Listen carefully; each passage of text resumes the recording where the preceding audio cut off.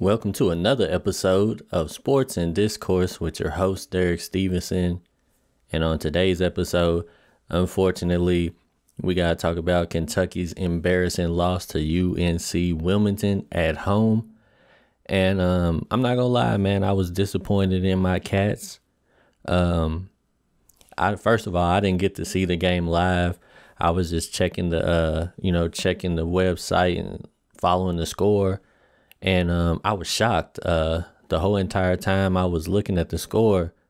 I was just like, what is Kentucky doing? And, they struggled badly in the first half.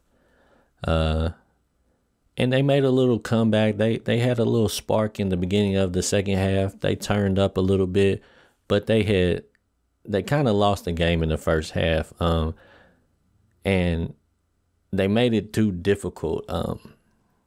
They came out lackadaisical, just not playing with that sense of urgency. I think that, they may have got caught up in the feeling like they can just show up and have enough talent and enough potential and come out with victories. And maybe this was a good loss for them because maybe it's going to humble them and show them that you can't just show up to the game and think because you're Kentucky that you can just beat anybody.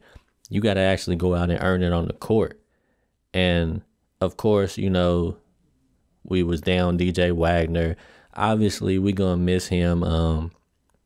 He's got that dynamic ability to, get out in transition, slash to the basket, make some plays. So we definitely missed him. But one of the things that I seen that worried me, because initially they seemed like they was becoming a great defensive team, kind of seemed like they went a little backwards, or they took a step backwards, if you will, on defense. When I was running back through the highlights, it just seemed like they gave up a lot of easy drives. They just wasn't really sitting down on defense. A lot of them were late on their rotations. So when the offensive player was catching the ball, they were so far behind that the offensive player was already into their move before these guys was even getting into position on defense, and they were standing straight up. So whenever they was trying to catch up on defense, they just couldn't react quick enough, and guys was just going around them pretty easy. And that's one thing they're going to have to correct, because even, sometimes you're going to have games where offensively you might be a little off, might not be shooting the ball well. You may be making some mistakes, you might be making more turnovers than you normally do, but you can always play good defense. You can always play with, a great deal of effort, and you can always hustle your way into some victories if you commit to playing defense. And I think initially I really felt like they was going to be a top-notch defensive team, and maybe they just had one bad game, and maybe they can bounce back from it, but they're going to have to learn to get some better angles, because I seen some of the guys chasing after the offensive player, and they was just taking bad angles to the ball and allowing too much room for the offensive player to get around them. And a lot of times they was giving up some fouls and some and one plays by just being late and not really committed to putting the same effort in defense that they do on offense. And also, like I said, I didn't get to see it live, but I was hearing that they was making a lot more stupid decisions, if you will, and they had been really good all season about making great decisions. They had a high assist to turnover ratio, so it was kind of disappointing to see them start to do too much one-on-one and make too many mistakes. And I think they was also trying to probably get Bradshaw a nice feel for getting into the game, getting into the flow. The good thing about this is that they have a whole week off to get ready. They got Pennsylvania up next this Saturday, and then they have a whole nother week before North Carolina, and then I think a whole nother week after that before Louisville or something like that. But their games are going to be spaced out for the next few weeks, so it's going to give them a lot more time to practice. So hopefully they can regain their focus, because I felt like that was one of the things that was making them like a great team in the first few games, was they just seemed focused. Didn't make too many mistakes. You know, they were just making the right fundamental plays. And another thing that I saw that I just don't really like is, I feel like they just don't crash the boards enough. Since they do have a lot of perimeter players, I get it that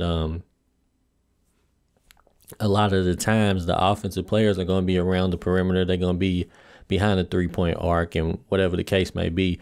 But it's just too many times when you see Kentucky shoot the basketball and guys just give them the benefit of the doubt that they're going to hit the shot and don't really crash the glass. And they don't give themselves enough chance to get some second chance opportunities. And if you're going to become a championship caliber team, if you want to expect to be able to pull out some victories against some good competition, you're going to have to figure out a way to get you some second chance points. Got to crash the glass on both ends, because you can't give up second chance points, and you got to create some for yourself. And it's just too many times you see them stand around and, you know, watch the glass. And, you know, maybe usually the most we'll have down there is one player that may have been on the block, whether it be Thero or Mitchell or Bradshaw. You have one player around the basket, and everybody else is not even trying to get a rebound. So they definitely got to work on that.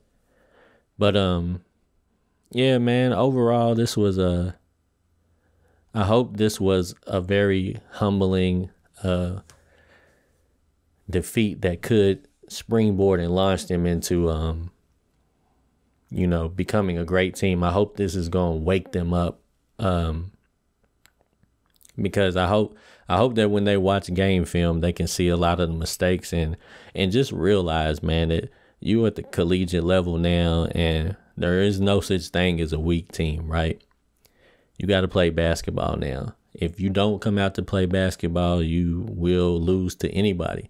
There's no guarantees out here at this point.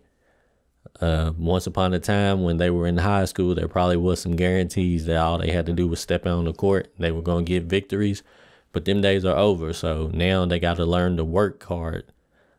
Every single game, every single possession, like, you can't take plays off. You have to be focused at all times.